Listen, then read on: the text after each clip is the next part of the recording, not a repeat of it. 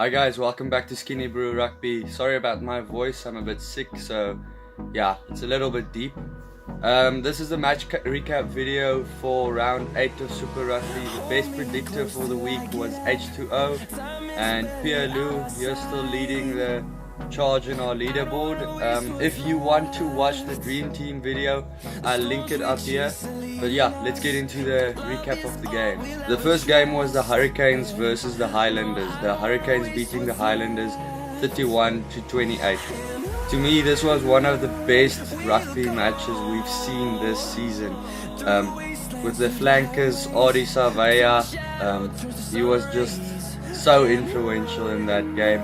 And Shannon Frizzell as well, he also scored a try. The Highlanders had a really late go to win at the end of that game, but yeah, ultimately they were stopped by the Hurricanes' good defense in that game. The Canes, they had a fight back that they defended really well, or the Highlanders had a fight back which the Canes defended really well, and that's a good sign for the Canes. Not that they can just attack, but that they have a really good defense as well. What I loved about this game was you could see it's not a South African game. There was hardly any kicking in that game. It was just guys take the ball and they run with it. If it's a kick, it's a very strategic kick. The 60th minute try from Savea, have a look at that one. I think that's probably going to be the try of the year. Well, so far it has to be. Savea beating 3 defenders there with side steps that no flanker is supposed to do. He ran like a wing there. After Ben Lamb stormed over 3 guys, I think. After 60 minutes, the Highlanders actually led the game 28-17. But that's when the Hurricanes fought back, and they really got that scoreboard ticking over, and yeah, well done to them. The Highlanders, at the end of the game, they had a kickable penalty which could have secured a draw.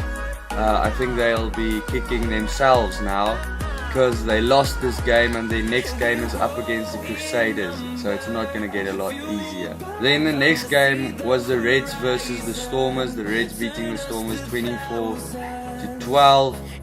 Look, the Stormers, as expected, they lost again on Australasia. They're not good overseas. Again, they couldn't convert any of their opportunities. They gave away way too many penalties and handling errors. They missed 38 tackles in that game and conceded 18 turnovers. That shows you how little they knew how to keep the ball. They didn't keep the ball, and when they give the ball to the other team, they can't tackle them. So that was a very poor game from them. The next game is against the Rebels. That's their last game on tour, so yeah, is it gonna get any better? I don't think so. The Reds, they scored 14 points when Kulisi went off with a yellow card. As I said in my fantasy video before this week, which I'll link up here, Karevi is going to lead the charge in that game, and he is going to showcase some of his best rugby because they really needed him. An interesting thing about this game, half time the score was still 0-0. I don't think we've seen that happen this season so far. For the Reds, their next game is against the Bulls in South Africa, so that's going to be a very hard one for them, especially because the Bulls lost, so they really need to get that win. Okay, then it was the Lions versus the Sharks. I was completely shocked by that result. I think most people were. Even if you had the Sharks down to win that game, I don't think you thought they'll win by that big of a margin. So that was shocking to me. The Lions did field a pretty young side. Like SA Rugby magazine article I read, they said the Lions were lucky at halftime to have 0 on the scoreboard. That's how dominating the Sharks team was. The Lions missed way too many tackles in that game, and an interesting thing about them now, they've lost a game to every South African team this season. and their next game is in Australia versus the Brumbies. They'll really want to win, but so would the Brumbies after their loss. I don't think it's going to get much better for the Lions. The Sharks, that was their first victory in 2019 over a South African side, meaning they are top of the conference in the South African pool. I don't really know what that means, if you can be at the top of a pool without ever actually beating the other teams in your pool. Showing you the few flaws of the conference system that we're dealing with, but that means they do have victories over overseas based sides, which is good. The Sharks, they scored at every single opportunity they had to score.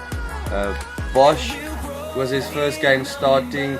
It's funny, this week he was linked to a move to the Stormers next year, but he showed just what he can do on attack. He had a very good game, and Mapimpi, he just showed his world-class finishing ability. Congratulations to Beast for becoming the most capped South African Super Rugby player with 157. You've been a leader to the South African charge.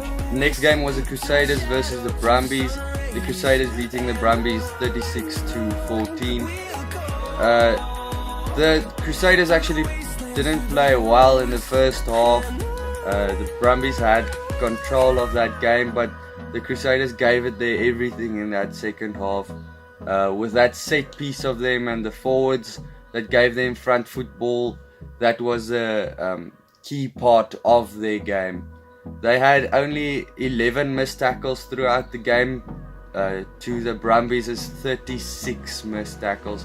If you're gonna miss a few tackles against the Crusaders, you are in trouble. Okay, a halftime score, the Brumbies were in the lead by 7-0, but they got 2 yellow cards in that game. Again, you can't afford discipline issues against the Crusaders.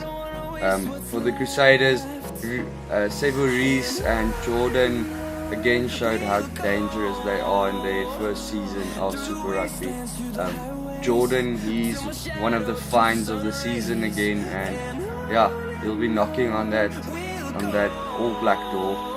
For the Blues, Waratahs, the Blues beating the Waratahs 32-29. This is the Blues' 4th straight win, and well done.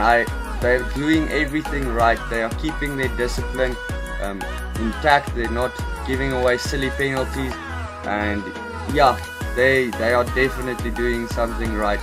The key players like Nonu, he is in fine form.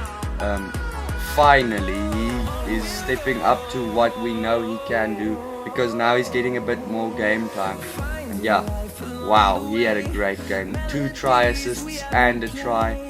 The Blues had a very quick start. I think in the first 17 minutes they scored 17-0.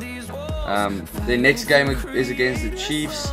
The Chiefs have been the poorest side in New Zealand, but they look like they sweep that under the mat, and they are a better side now. They had a bye this week, so that's gonna be a very tough game, especially because the Chiefs are at the bottom of the New Zealand conference at the moment. The Waratahs did try and fight back with a try from Falau, which was his 60th one. That was a record-breaking try, making him the top scorer or the top try scorer in Super Rugby.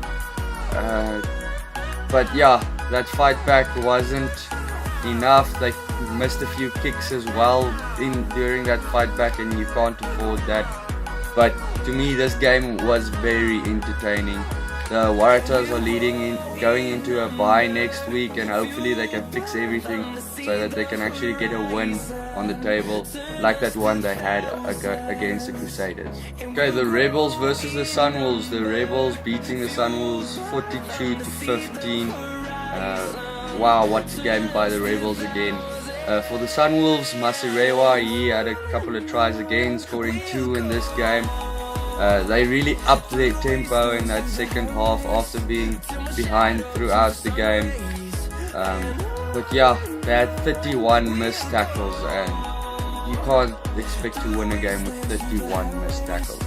For the Rebels, Hodge, he just put on a show in that team. He scored 3 tries, almost 4. If you watch the highlights, you'll see what I mean. He got a try assist though from that one he almost scored. Yeah, the Rebels, they made a little bit of a gap for themselves in that Australian conference now, at number 1.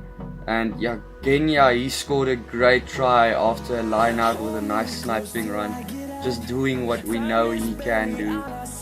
For the Sunwolves, they're going into a bye next week, and hopefully they can use that time well to get back on winning form. They've only won 2 this season, I think, but they've looked like they should have won a lot more, so hopefully they can do something in those couple of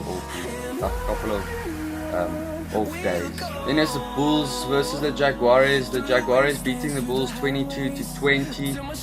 The Bulls, they rested a bunch of their key players, and I think they will be kicking themselves. They led 20-10 in that last 10 minutes left, but poor discipline at the end, which cost them 2 yellow cards. That's unforgivable, man. You just throw away the game. Labok, he was very good with his penalty kicks throughout the game, but he could have scored a try that he lost the ball like over the line, and that's a very, very bad mistake. For the Jaguares, Miyoti, who came off the bench, he's a super sub, he's a find. I think he's 20 years old. He scored 2 tries and he kicked 1 conversion. The Jaguares went up the log now after that game, passing the Stormers, so they're second last now, the Stormers being last. They're playing the Sharks next, who just grabbed the top of that log, so the Jaguares will try and prove a point, and the Sharks will try and prove that they deserve to be at the top. That's the match recap, guys. If you want to watch the Dream Team video, it's somewhere over here. Please subscribe to the channel if you like my videos. Otherwise, I'll see you for the round 9 preview. Cheers.